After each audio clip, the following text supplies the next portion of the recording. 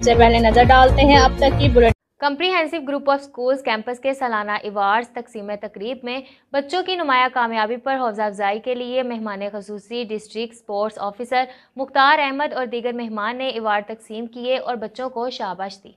Comprehensive group of schools Bakar campus के ज़ेर एहतमाम सालाना अवार्ड तकसीम प्रोग्राम का इनकाद किया गया, जिसमें स्कूल के बच्चों ने शिरकत की।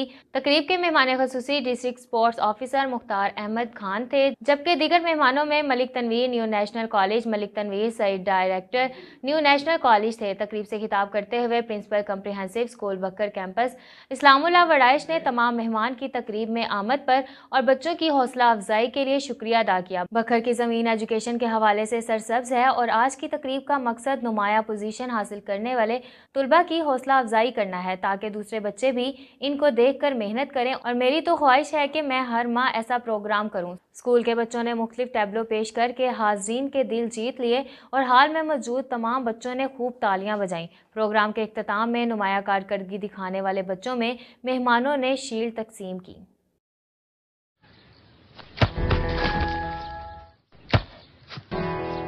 Come on, champ. Come on, champ. मुश्किल केक क्यों मार रही हो? कौन करता है ऐसे? जो कोई नहीं कर सकता वही तो चैंपियन करता है। Come on, champ. Come on, champ. Goal!